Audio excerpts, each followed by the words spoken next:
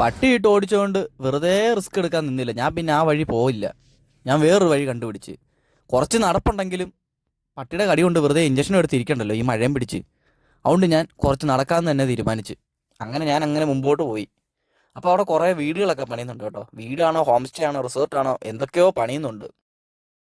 ഞാനങ്ങനെ മുമ്പോട്ട് നടന്നു ചെല്ലുമ്പോഴത്തേക്ക് ഒരു എക്സ്പൾസ് ബൈക്കും ഉണ്ട്, കുറേ പേരും ഉണ്ട്. എല്ലാവരും കൂടെ വണ്ടി ഇട്ട് പിടുത്തമാണ്. വണ്ടി മറിഞ്ഞായിരുന്നെന്ന് തോന്നുന്നു.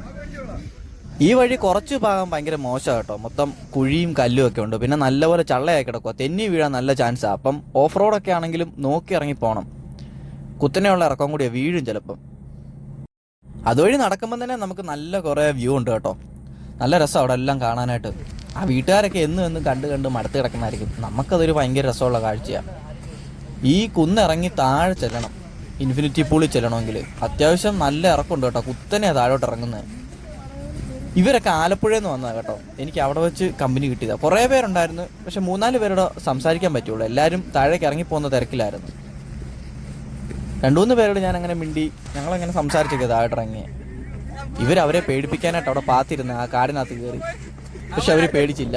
തലക്ക വന്ന ഞാൻ ചെറുതായിട്ട് പേടിച്ച്. ഞാൻ കണ്ടില്ലായിരുന്നു ഇവരിയ്ക്കുന്നത്. ഇതാണ് ഇൻഫിനിറ്റി പൂളിൻ്റെ ഒരു സൈഡ് കേട്ടോ. ഇവിടുന്ന് താഴേക്ക് പോകുമ്പോഴത്തേക്കാണ് വെള്ളച്ചാട്ടമൊക്കെ. കുറേ ആളുകൾ അങ്ങ് ദൂരോട്ട് നടന്നു പോയിട്ടുണ്ട് ആ വെള്ളത്തിൽ കൂടെ തന്നെ. മൊത്തം തെന്നിക്കിടക്കുവാണ്. നോക്കി നടന്നില്ലേ തലയടിച്ച് വീഴും. ഞാൻ ഇവിടെയും ഹെൽമെറ്റൊക്കെ കേട്ടോ.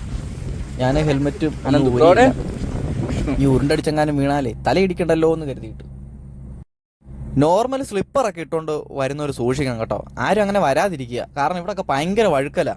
അതുപോലെ കാല ചെരുപ്പിനകത്ത് നിൽക്കത്തില്ല. ചെരുപ്പിൻ്റെ മുട്ടൊക്കെ പൊട്ടിയിട്ട് നമ്മൾ അലച്ചും തല്ലി വീഴും. അത്യാവശ്യം നല്ല ഗ്രിപ്പുള്ള ഷൂസോ ചെരുപ്പോ എന്തെങ്കിലും ഇട്ടുകൊണ്ട് വരിക. അല്ലെങ്കിൽ വീഴാൻ ചാൻസ് കൂടുതൽ. കാരണം കുത്തനെയുള്ള ഇറക്കുക. നമ്മൾ വെറുതെ പോയി ഉരുണ്ട് വേണ്ടി വരും. വീണെങ്കിലോ മേളിൽ നിന്ന് താഴെ ചെല്ലും.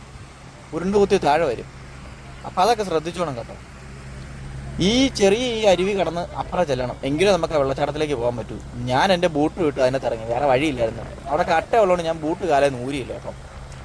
എൻ്റെ 2 ബൂട്ടിനകത്തും ഒരേ ബക്കറ്റ് വെള്ളം ഉണ്ടായിരുന്നു. ഞാൻ നടക്കുമ്പോൾ ഓരോ ഹോളിനകത്തൂടെ വെള്ളം മേപ്പോട്ട് ചീറ്റ് വരുന്നു. വെള്ളച്ചാട്ടം കാണാനായിട്ട് അടുത്ത വീഡിയോയ്ക്ക് വേണ്ടി വെയിറ്റ് ചെയ്യണം കേട്ടോ. അപ്പോൾ ഓക്കെ, ബായ്.